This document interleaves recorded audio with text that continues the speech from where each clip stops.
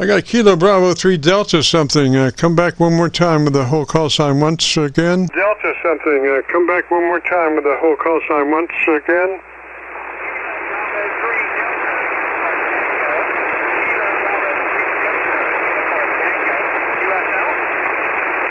India Tango, is that a roger? India Tango, is that a roger?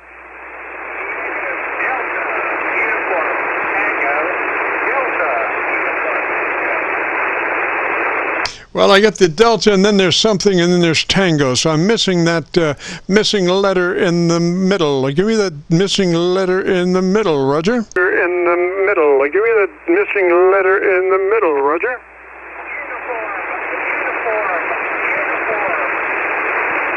Uniform. Yay! This is like The Price is Right.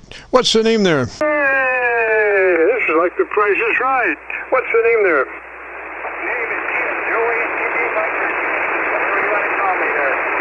Juliet India Mike, Roger, Roger, and where are you located, sir? Juliet India Mike, Roger, Roger, and where are you located, sir? I'm in Western Maryland, there. QSL, where are you at? We're down around Louisville, Kentucky. We're on the Indiana side of the mighty Ohio, right at Louisville, Roger. Side of the mighty Ohio, right at Louisville, Roger.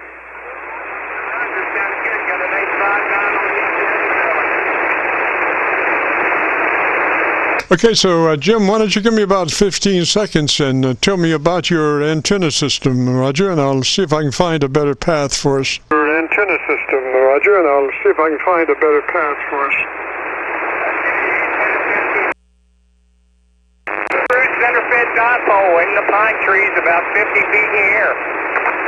Roger, I got you on my Kentucky antenna, my Kentucky SDR, pretty well. So what radio is that you're running?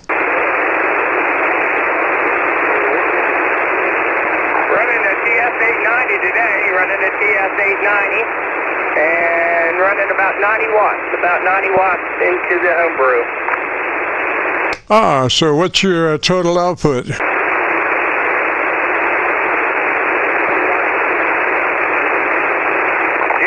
about 84 watts there total. So what do you... So you're driving your radio with a homebrew and you're coming out with 80 watts. What are you going in with?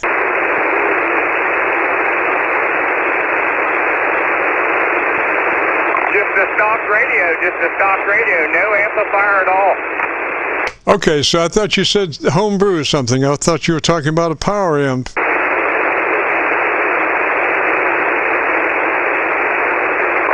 It's a homebrew center-fed, Billbone antennas. I got you. And what's your normal SWR without an antenna tuner? This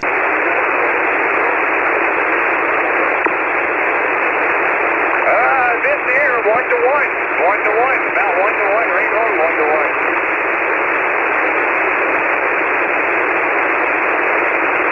Roger, Roger. I just, I've been around the corner a few times here on my SDRs, and I only had one location that I had a fairly decent copy, but that was only a couple of decibels above my noise level, Roger. What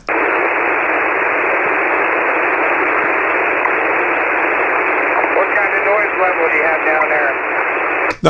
Not much, but I'm going through, I'm running 5 internet SDR locations around the southeastern part of the United States, from New York to Georgia, and the only copy I got is around my Kentucky SDR.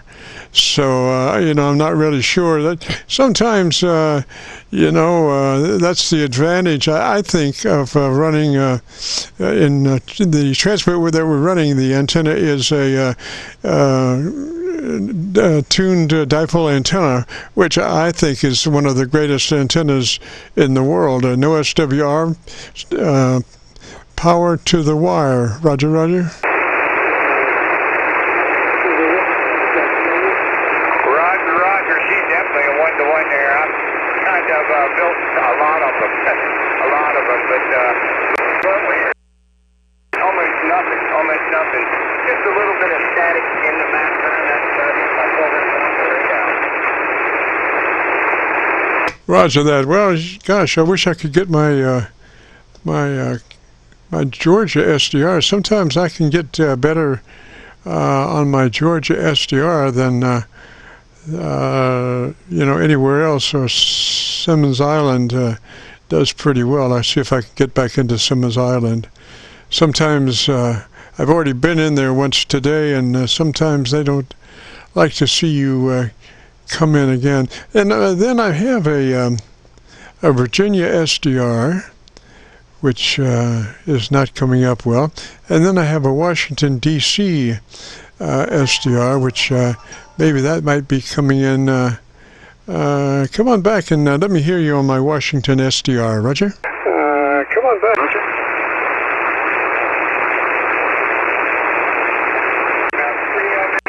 Close to me.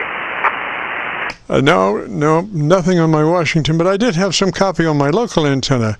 So, gosh, I didn't have that earlier, so I do now.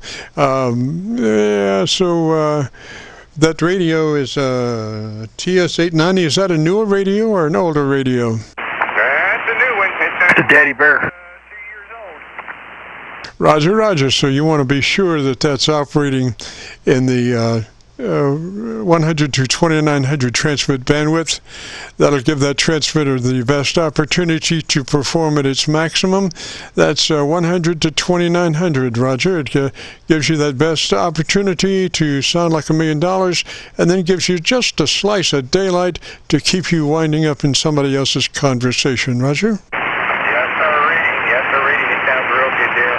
Talk along with the equipment. I've flicked around. I got a bunch of different radios here that I use, but I've been working on this one here and get used to it. I get used to one radio and then switch over to another one. I usually leave the settings alone, and I've had a lot of fun with this one so far.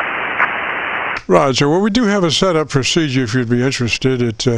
Once you verify that you're in that wide transmit bandwidth, then move to your compressor processor, and we want a 3 on and at a 3, or out of 10 or 30 out of 100, depending on your compressor processor labeling, and then move to your ALC with mic gain in hand, and as you say the magic word audio, that word generates many multi-frequency sounds. You become a human test generator, and as you say that word, adjust your mic level until your ALC is running 2/3. Roger? Roger.